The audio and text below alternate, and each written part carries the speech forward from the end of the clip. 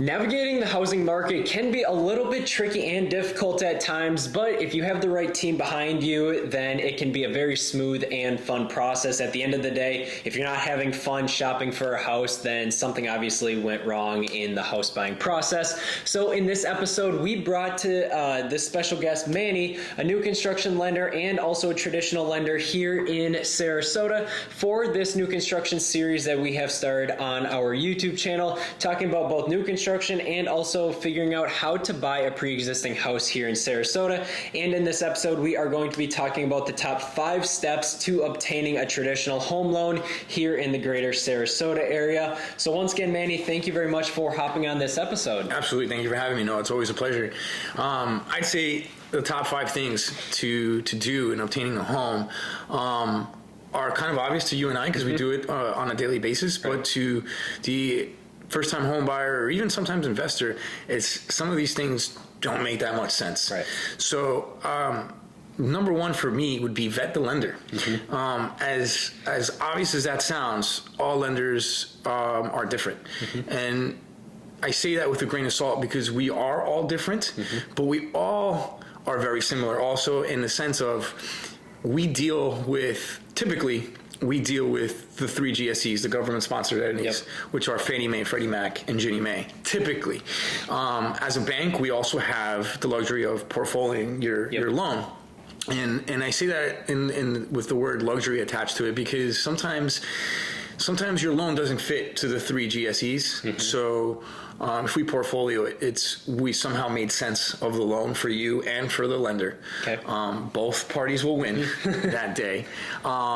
But I think that's important to vet the lender because we're not all the same, yet we are very similar. Right. And, what I refer to consumers when they ask me about, different kinds of lenders, whether they be local, maybe in their state that they are currently with, that do loans here in Florida, is that, a lot of the lenders fish from the same ponds, so to speak. They all fish from the same ponds, but the major difference is the personal touch that lenders have. Communication is huge through the home buying process. If communication is lost, the home buying process can be a very difficult one, right? So I feel like the biggest difference, even though that most lenders do fish out of the same ponds, like you did say, is that, it's having that personal touch, being there to answer any questions, you may have. So I feel like that's just the biggest difference with the lenders and seeing which lender you vibe with, which lender you get along with, because sometimes, people will check out 2 to 3 lenders and they'll really find one that really matches their style and matches kind of how they want to buy a house. Absolutely. I think it's business. It's not personal. And I think that vetting the lender, like you said, it may have communication styles that match yours. There's many different variables, but vetting the lender is huge. And another important takeaway would be the difference in brokers and banks and credit unions. We are different. They all have their pros and cons, but you're not going to find one that is destroying the competition by a lot. We're all very similar. There is things that one does better than the others. So that's why you got to kind of vet them and see what suits your needs. Gotcha. Okay. And besides vetting your lender, I feel like that goes into the second major step, and that is, kind of figuring out a realtor. Yeah, absolutely. Absolutely. So, that's also very similar to vetting the lender.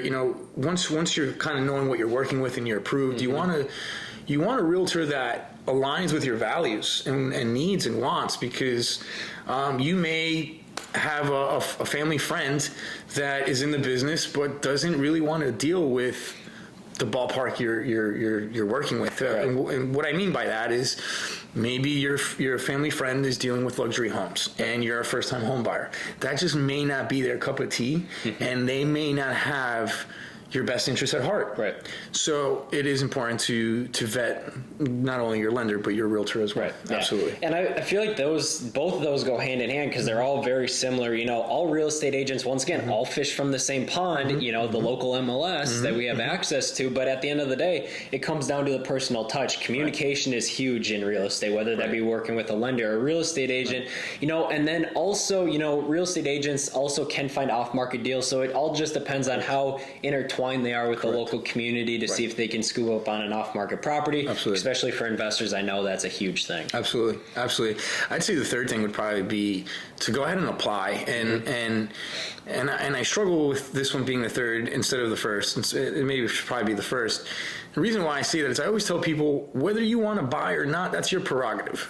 But just like you go to the doctor once a year to see how what your heart and health is looking like, you should do that with your finances as well. Right.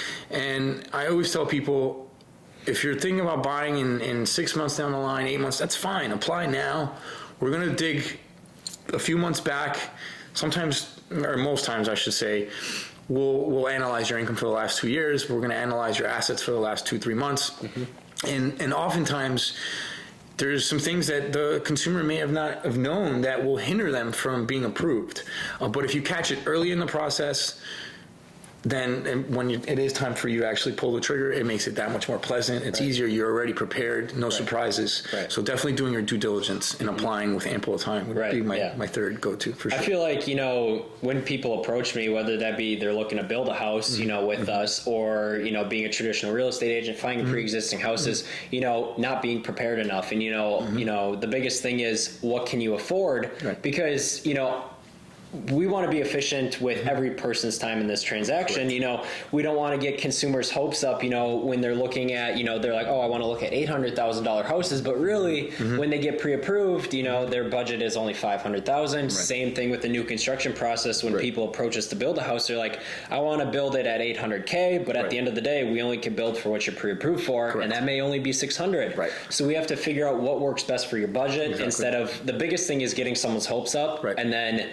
under delivering, because the biggest thing that we want to do is under deliver under promise, I should say, and over deliver. Right. Absolutely. So I feel like there's just a lot of that going on right now. So. Absolutely. Yeah, no, it's important to do your due diligence up front to make it more of a pleasurable process. Right. I'd say if you're not enjoying the process, then you're not in the right hands. Right. This is something that is your home. It's your future. Right. You should be enjoying it. It should be something you're excited to do. And I'm not going to say it's going to be easy. I'm not going to tell you it won't have its stressful moments, because it's such a large purchase. So it will have its moments. But if you're in the right hands, it will be. The stressful part will be handled up front. It may not even seem stressful if you're in good hands, and it'll pay off dividends down the line when you're, not having to worry about providing more documentation while you're under contract. If you do that all up front and get that all out of the way, then it's like going shopping. It's a lot of fun. Right. The biggest thing is, a house purchase is probably one of the biggest purchases an average person is going to make in their lifetime. So why not make it a fun experience? If you like going to shop at the mall, and you have fun doing it, why don't you have fun shopping for houses? Correct. It's no different, except it's just a little bit of a larger purchase, actually a lot larger purchase. But yeah, it's the biggest thing is you just have to have fun at the end of the day. Exactly. I think if you're with the right team, it will be fun. You will be taken care of. You're not going to be stressed out with surprises, because that's what your team is there for. Right, exactly. So thank you very much, Manny, for talking to us, kind of about the steps of obtaining a home loan, because I know a lot of people ask me that, whether that be for new construction or maybe even buying a pre-existing house, is what are the steps and how do they go about doing stuff like that, right? Absolutely. So I appreciate you taking the time out of your day to kind of go over those steps with all of us. Absolutely.